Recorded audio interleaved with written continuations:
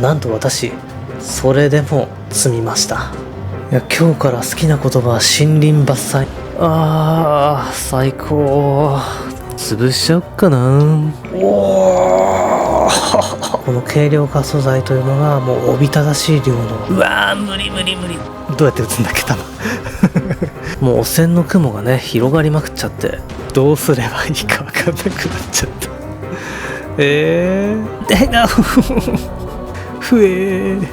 勝てないよ。こんだけの作業台があって、まさかきついか。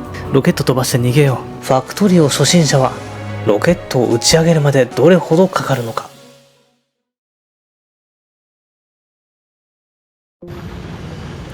かつて何人ものプレイヤーを社会復帰不能に陥れた超中毒性改作ゲームファクトリオをご存知でしょうか。何をするゲームかと言いますと、いろんな作業を自動化して統合し、その規模をどんどん発展させ、最終的にはロケットの発射を目指すという工場拡張シミュレーションゲームです。私もかつてプレイしていましたが、1時間だけプレイしようとして気がついたら4時間が経過するなど、時間があっという間に溶けてしまう恐ろしいゲームでした。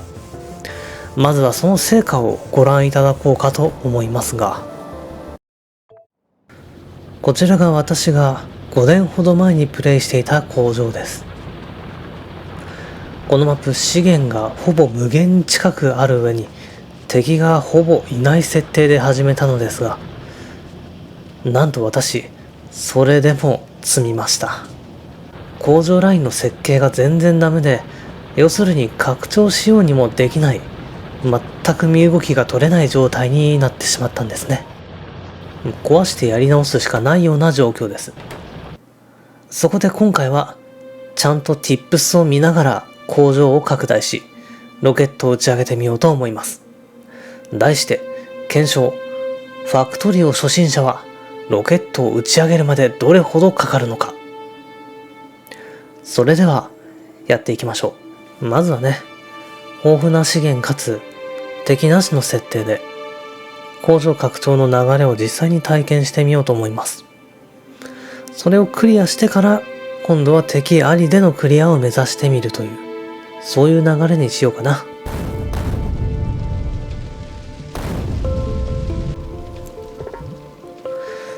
久しぶりだな。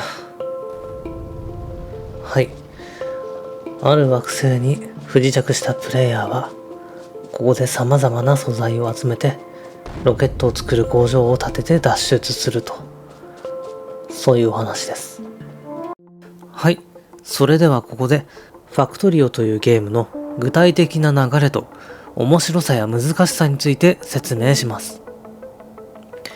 まずプレイヤーの周囲には鉄鉱石、銅鉱石、石といった固体の資源、燃料となる石炭、そして水や原油といった液体の資源が広がっています。少し探せばウランという資源も見つかるかもしれません。ただしウランはゲームのクリアには必須ではないので、ロケットを打ち上げるまではひとまず触れません。ファクトリオとはざっくり言えば、これらの資源を加工する工場を作り、最終的にロケットを打ち上げることでクリアとなるゲームです。ゲーム開始時、プレイヤーが持っているものはほとんどありません。まずは鉄鉱石や銅鉱石を自分で掘り、炉に入れて金属板にし、そこから歯車や設備を1個ずつ手作りします。しかし採掘機を作って設置すれば資源を自動で掘ることができます。ベルトを敷けば掘った資源や材料を自動で運べます。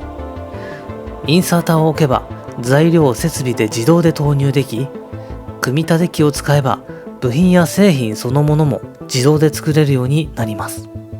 このように資源を掘るところから最終的な製品が完成するところまでを自動化していく。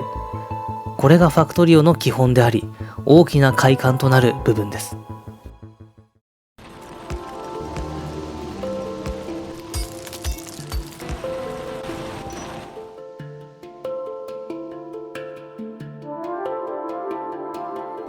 はい、手動で研究所を作ることで赤ポーションが作れるようになったと。これが、研究を進めてね、この技術ツリーを発展させていくために、必要なものですね。ここからがファクトリオの難しいところになっていくわけですね。さて、工場ではサイエンスパックという研究用アイテムを作ることができます。ファクトリオプレイヤーからは赤ポーション、緑ポーションなどとも呼ばれています。これを研究所へ運び続けることで、新しい武器や設備、材料、さらに便利な物流システムなどが解禁されます。研究によって新しい設備を手に入れ、その設備で工場を拡大し、さらに高度な研究を進める。これを繰り返すことで、最終的にはロケットを打ち上げられる工場まで成長させます。ただし、高度な材料を作る工程は非常に複雑なので、設備を考えなしに置いていくと、工場はうまく拡大できません。それぞれの製造ラインをきれいに整理しておかないと、ベルト同士が入り組み、新しい設備を追加する場所もなくなります。きれいなラインを作ることは、見た目だけの問題ではありません。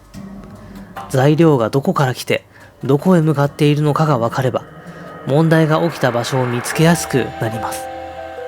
今動くラインを作りながら、後で大きくできる形まで考える必要がある。これがファクトリオの難しいところであり、同時に面白いところでもあります。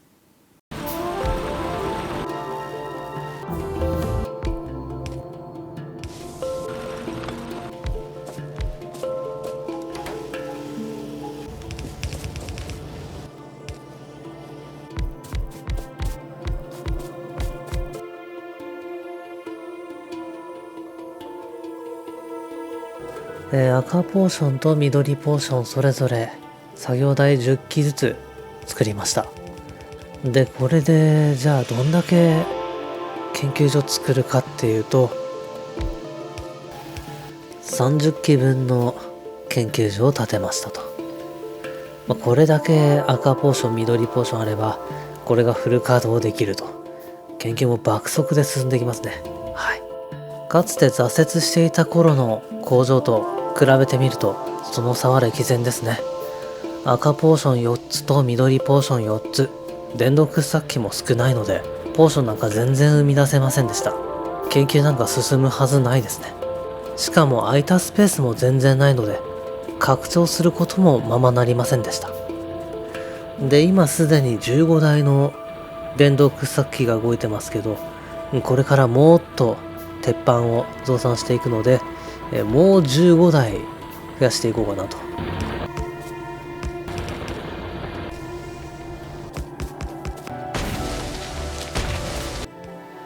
はい。鉄も相当量増産しまして、よく使う道具を作り続ける、こういう工場を作りましたと。これ作っておくだけで、これ後々ね、非常に助かるので、便利と Tips に書いてありました。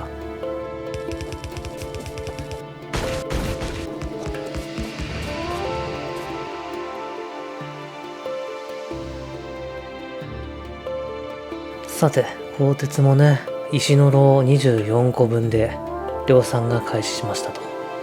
これもね、いろんな素材に使われますので、十分に確保しておかないといけないですね。鉄を掘る電動掘削機は全部で45個置いてます。で、それに対してこれを処理する石の炉が全部で96台に今はなる予定なんですけど、15対24の比から考えると、あと15台は足りないですよね。ということで、また遠くで鉄を掘ってそれを運んでくるということをしないといけなくなりますと。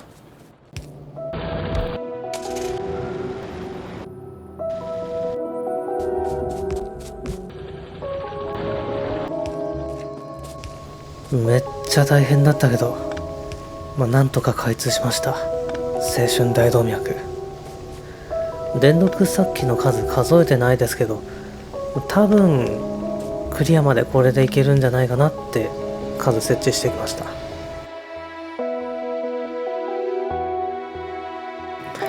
もう赤基板は20台作っちゃっていいですね。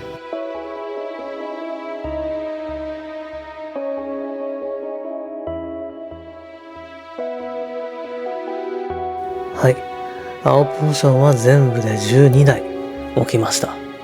これだけあっても緑や赤ポーションよりも青ポーションの製造には時間がかかるということで、結局青ポーションはボトルネックになりがちですね。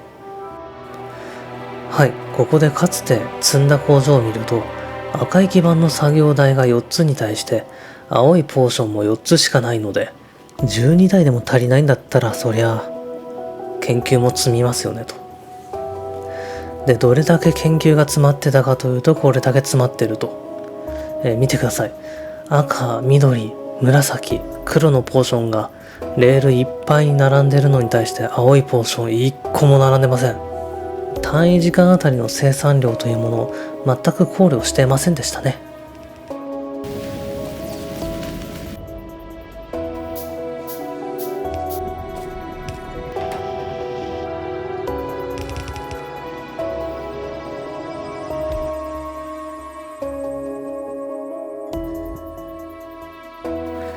いや、ロボット初めて使うな。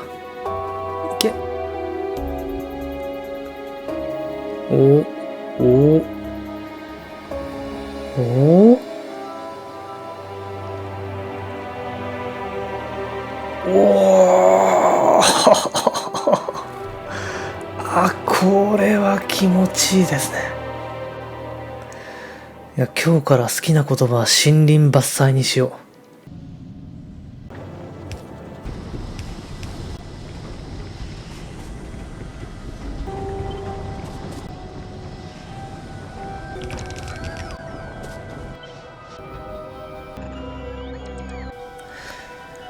いや、めっちゃ便利。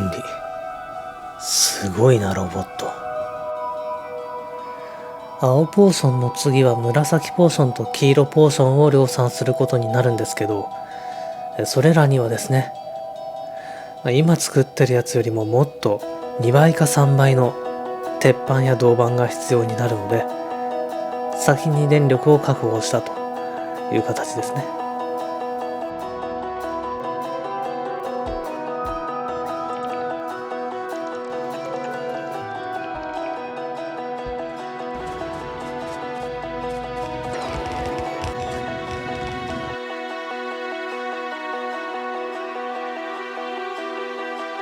銅と鉄鉱石と石炭を引っ張ってきて、銅の精錬ラインを6ライン、鉄の精錬ラインを2ライン、鋼鉄の精錬ラインが2ラインできました。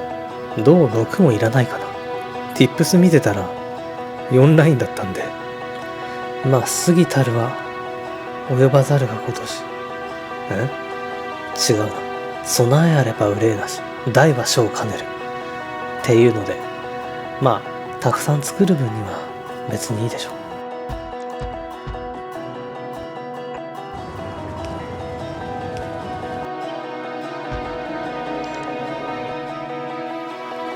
はい、青基板ですね。これはこんだけの作業台があって、ようやく10台分の青基板がちまちまと生産できる。この青基板で紫ポーションをちまちまと作っていくと、そういう形ですね。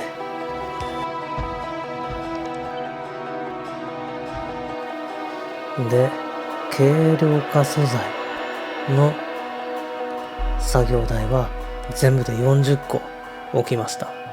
まあこれはいずれ鋼鉄がね足りなくなるんですけど、ロケットを飛ばすにはこの軽量化素材というのがもうおびただしい量の、軽量化素材必要らしいんで、もう作りまくっちゃって問題ないということが Tips に書いてありました。こう見るとここだけでもかなり壮観ですね。で、この新しく作った精錬所たちとこの作業台たちを使って紫ポーションと黄色ポーションを量産していくということです。どんだけ作るの大変なんだろうね。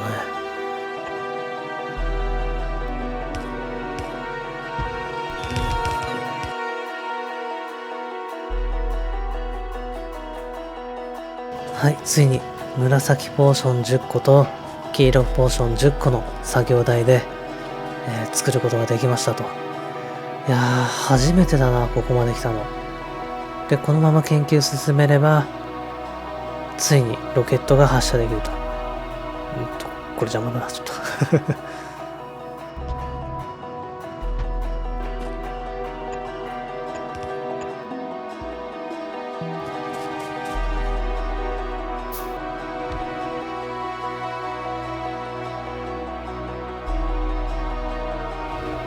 ついにロケットサイロをね、作って設置することができたんですけど、設置してボタンを押したら発射ってわけじゃなくて、青基板と軽量化素材とロケット燃料がそれぞれ1000個ずついるので、ここに貯めていかないといけないと。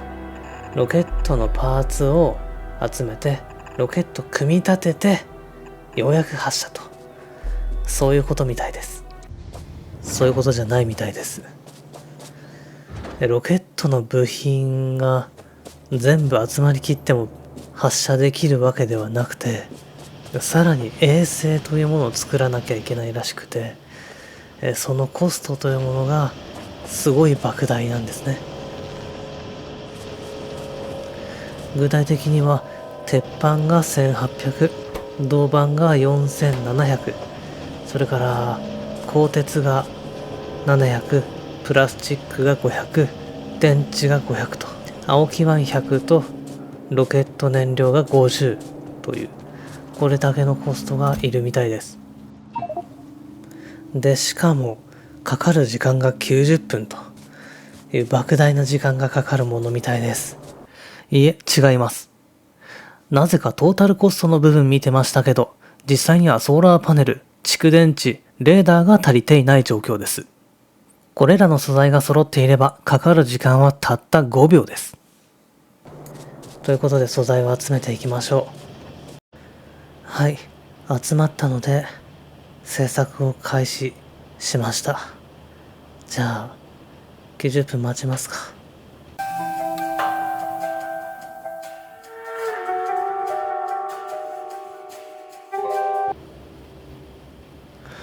やべ、めっちゃ寝てた。6時間ぐらい経っちゃった。よし、じゃあロケット衛星やって、打ち上げは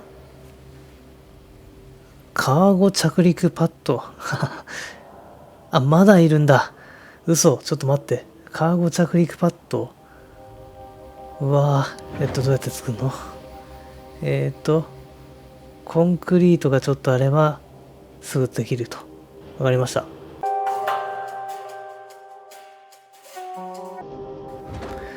はい、お待たせしました。打ち上げます。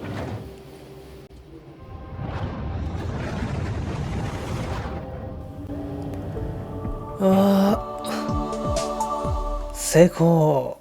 やったー。23時間35分28秒と。まあ6時間寝てたわけだけど、敵なしでもまあ20時間ぐらいかかったんかな。すごいね、このゲーム。さて、じゃあ次ね、敵ありでやっていきましょう。その前にね、仕事行かなきゃいけないから。今日はここまで。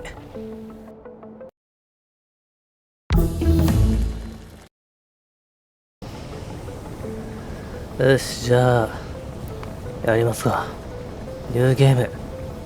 ね、今回から敵あり、デフォルトでいきますということで。うわー、やだな、赤いところ。赤いところに敵がいるという感じですね。まあ、一回ね、敵なしとはいえ、ロケット発射するまでの手順は大体覚えたかな。どれぐらいのスペースがいるとか、どんな資源が近くに欲しいとかね。鉄が近くにあっで、あと鉄と銅かが近くにある。で、工場も建てやすい広いところがいいなっていうことでやっていきましょう。さあ再び不時着しましたということで、早速ねこいつを解体して鉄板を手に入れましょう。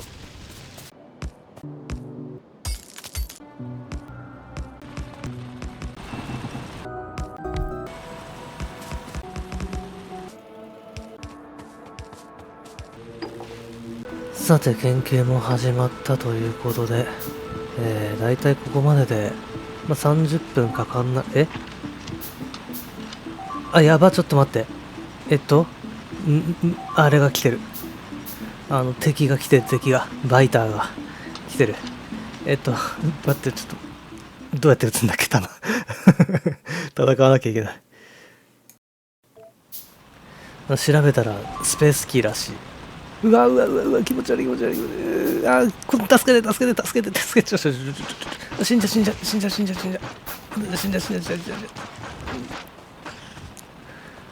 うわ、きっしょー。工場から出る汚染が広がると、その汚染が敵の巣に届くと、敵が襲いかかってくるんですけど、そんな汚染広がる、うわ、広っ。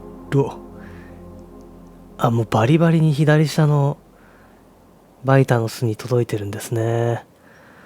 そうなんだ。で、迎え撃つための軍事研究全然進んでないので、これはマップが悪すぎですね。実は工場の各設備というのは動いている間汚染を発生させ周囲へ広げます。広がった汚染がバイターの巣まで届くと、バイターたちが工場へ襲撃してくるようになります。つまり工場を拡大して生産量を増やすほど汚染も広がり、それだけ敵から狙われやすくなります。そのためデフォルト設定では工場を拡大するだけでなく、武器や弾薬、防衛設備も生産しなければなりません。敵なしの世界で工場作りを覚えた初心者は、敵ありの世界で工場を守りながらもう一度ロケットを打ち上げることができるのでしょうか。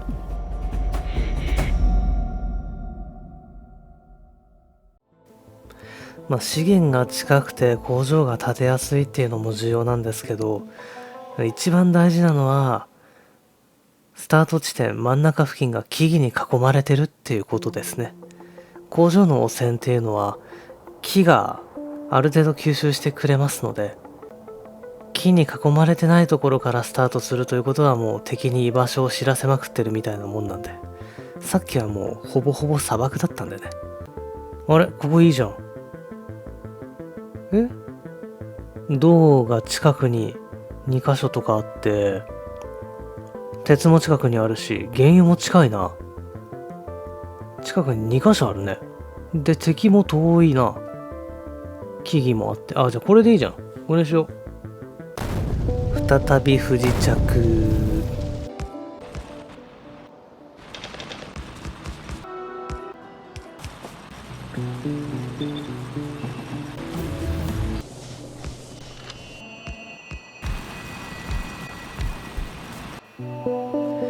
やっぱ森ってすごいな。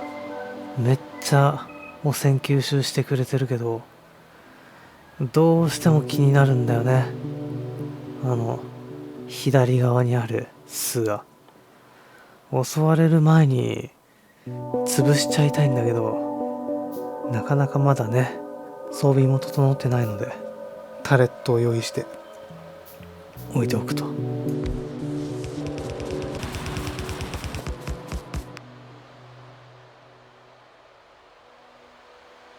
まず1連目の精錬所ができましたと。こんだけ石の炉を並べると心配ですね、汚染が。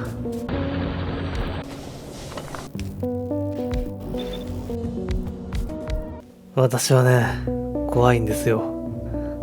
ゴキブリみてえな虫けらがいつ襲ってくるかと思うと本当にプレッシャーを感じていてですね、いつもの仮の研究所、前回も作った仮の研究所だけじゃなくて、ここにですね、弾薬を作り続ける作業台を設置しておこうかなと。いつでも戦えるようにしておきたいですね。まだこの段階なら、銃で倒すことは一応できるので、弾さえあればなんとかなる。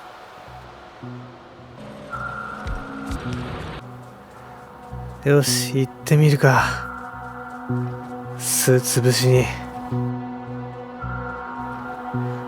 タレットをちょっとずつ前進。あ、やばいやばいやばいやばいやばいやばい、待って、あ、やばい、ちょっと、こっち行くの、こっち行くの。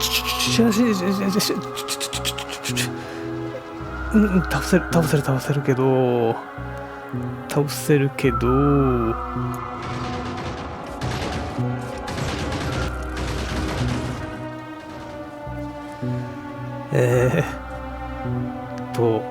なんか3吐いてくるやつがいて、どうすればいいか分かんなくなっちゃった。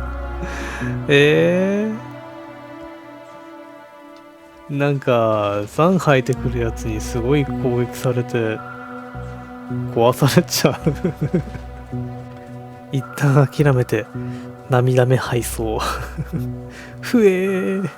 勝てないよ。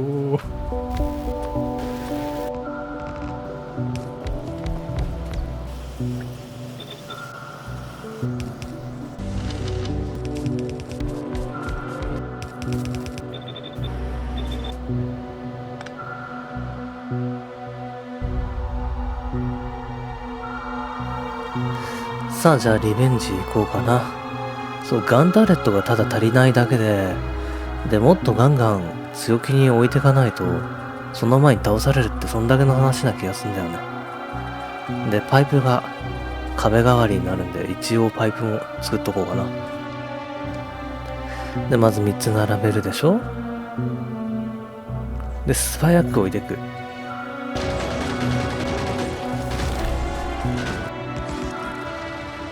よし、こいつ倒せば OK。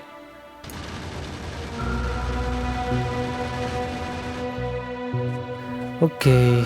これでしばらくは襲われずに済むかな。もうとにかく敵が怖いんで、軍事研究を優先して取り組んでいこう。右下の巣にね、汚染の雲がかかってるんで、潰しに行きましょうか。よし、さあ潰しに行こう。いや、近っ。目と鼻の先やん。さて、あ、来て。待って、何にもない。何にも置いてない。ちょっと待って。タレット置いて、うわ、来た。ちょっと早い。壊されてんな。うおー、ちょ。まさかきついか。ざまみろ。右下のやつも近いんだよな。右上も潰しとこうかな。あー、気持ちいい。左下にもいるな。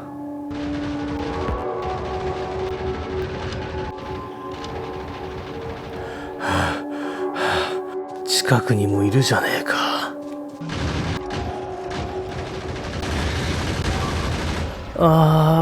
最高。これでこの辺も安心だ。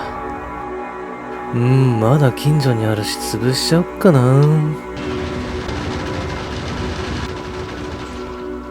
よし、ちょっともういい加減工場の進めるか。研究も進んだしね。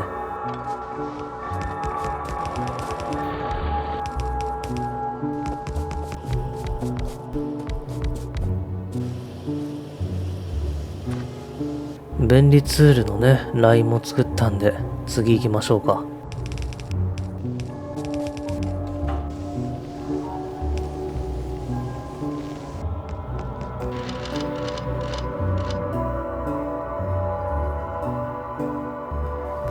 ちょっと早いんだけど、鉄がもう足りなくなるから上から取ってこようかなと思うんだけど、そうすると多分こいつらに襲われるんだよな。汚染雲がそこから発生して巣に届くんだろうなと思うんで、先に潰しとこっかな。そしたらで、鋼鉄まではあらかじめライン作ったから、この大型電柱が使えるということで長く電線伸ばして届かせよう。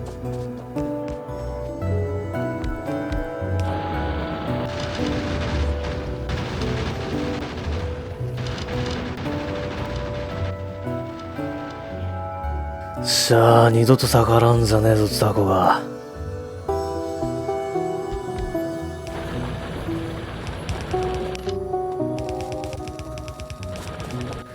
よし、これで OK。 青春大動脈がつながりました。雲だいぶ広がったけど、まあ大丈夫か。さて、じゃあ青ポーション作りましょうかね。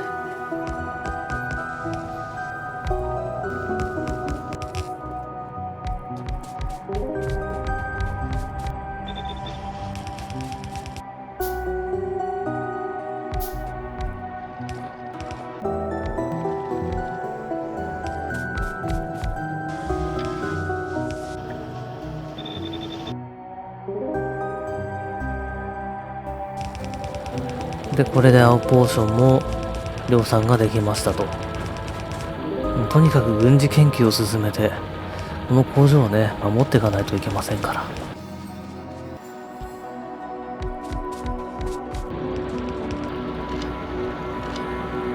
で、それぞれの拠点の防衛のために、地雷の研究をね、早いとこ進めておきたいんですよね。で、建設ロボットの製造も早いとこやっておきたいね。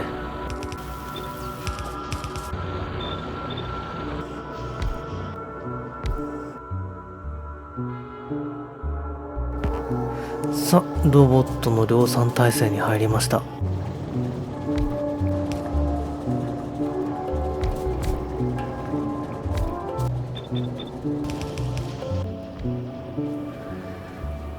よし、これで地雷が作られ続けて、敵の襲撃を受けて地雷が爆発するたびにロボットがそこを埋め直してくれるっていう自動防衛機関が完成しました。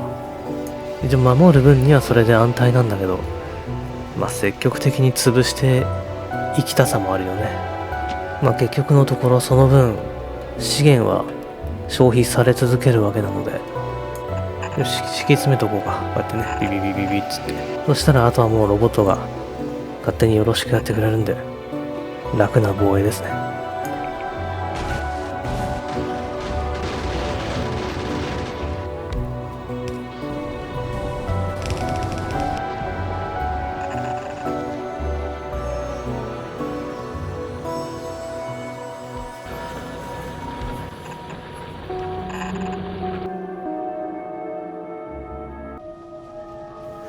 さて、各拠点の防衛の準備も大体できましたので、そろそろ工場をさらに拡張して、黄色ポーションと紫ポーションをね、作っていこうと思います。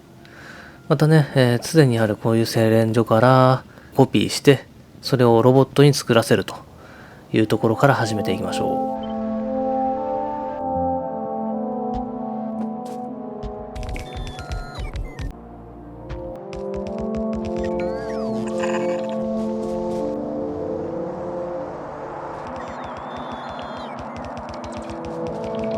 もう精錬所で煙出しまくってるおかげで、もう汚染の雲がね、広がりまくっちゃって、もう右上の方のね、巣に汚染雲かかりそうなんで、こちらのね、マイニューギア、戦車作ったんで、ちょっとこれ試し撃ちしてこようかなと思います。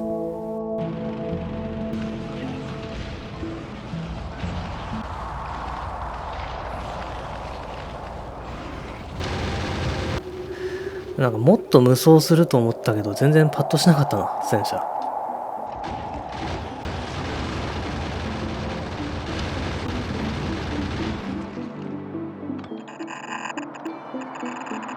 さあ、精錬所も準備できたんで、バッファーをね、作っていきましょう。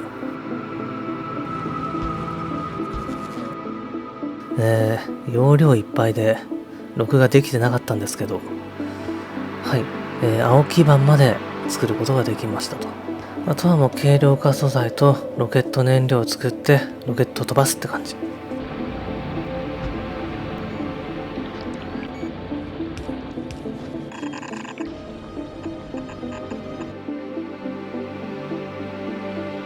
いや、こんだけ工場でかくなるともうバイターの攻撃も結構激しくなってきてるみたいで、なんかどうやらちょいちょいバイターが襲いかかってきてるみたいなんで、鬱陶しい奴らほんと潰しに行こうかなと思います。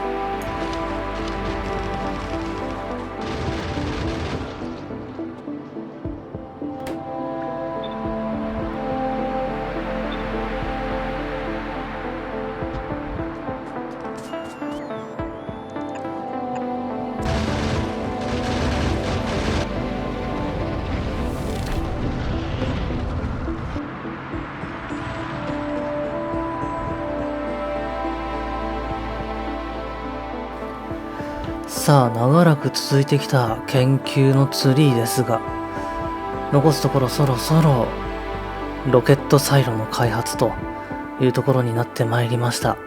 モジュール作って、まだあるのかと、もう一個ね、モジュール作ったら、次はロケットサイロということで。で、この辺の原油生成所あたりからをちょっとね、直したいんだなと思って。これだけ限られた原油しかこっち側のプラスチック源には使えてないから、なんかちょうど襲いかかってるとこが見れたな。タレットで倒してる感じなんだね。はい。こんな感じで守ってるんですけど、ちょっと作り直していこうかなと思います。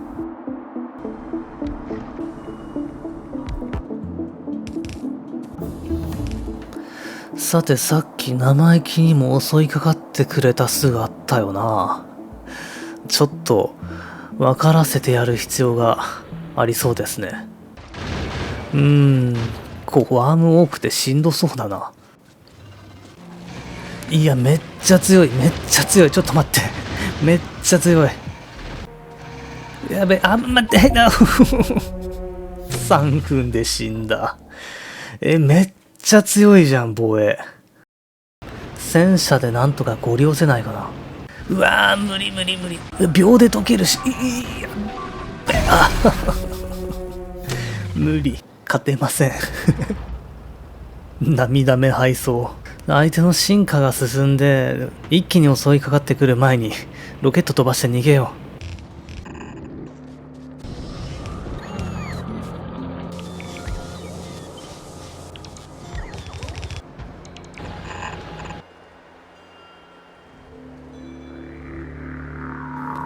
う。よし、ついに、ロケットサイロ、設置が、できましたと。もう、あとはロケット部品を急いで組み立てて、ロケット飛ばして早く逃げよう。こんな惑星に長居できるか。なんか壊されてる？ちょっと工場に入り込んでる。やばい、急げ。そこが、ちっちゃい雑魚がちょっと入り込んだだけで、まだ助かった。これもっとでかいの襲いかかってきたらもう猶予ないな。時間の猶予ないかもしれん。あと4分の1ぐらいってところかな。じゃあもう衛星を組み立てる準備をしちゃおう。あとロケット燃料と軽量化素材と青基板か。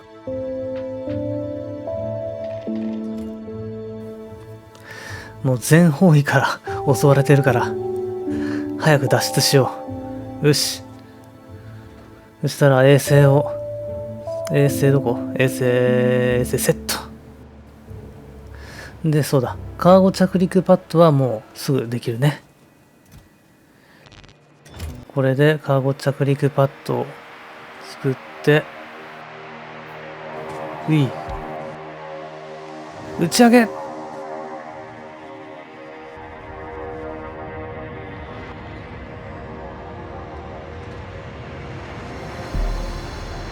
はははは。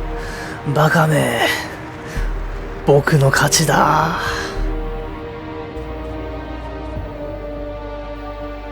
やりました。いや、ついにデフォルト設定でもクリアできました。はい、17時間21分59秒ということで。はい、ということで、検証の結果としては、敵なしで23時間、今回敵ありで17時間ということで、今回の動画の結論。ファクトリオ初心者は、敵ありデフォルト設定でロケット打ち上げるまで40時間ぐらいかかる。日数にして1ヶ月弱ぐらいかかったね。3週間ちょっと。でもちゃんとね、攻略見て余白をね、作りながら拡張ができれば、ロケットはね、無理なく打ち上げられるということで、ご視聴いただきありがとうございました。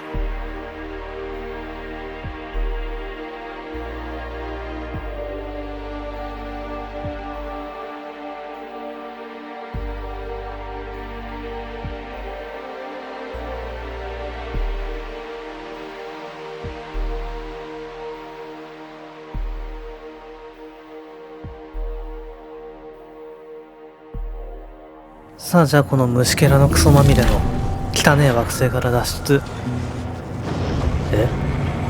なんか帰ってきてね。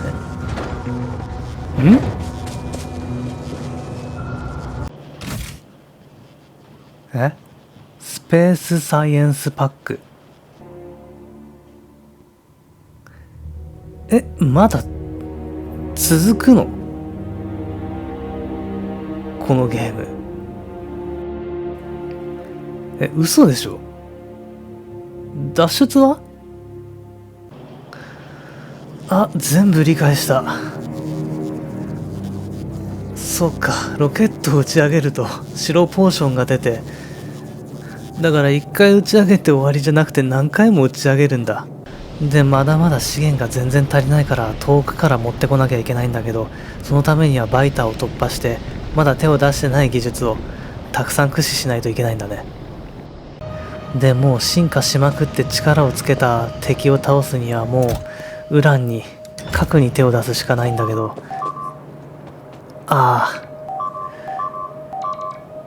時間切れだ。奴らが襲いかかってきたんだ。地雷網を突破して工場を食い荒らしに来たんだ。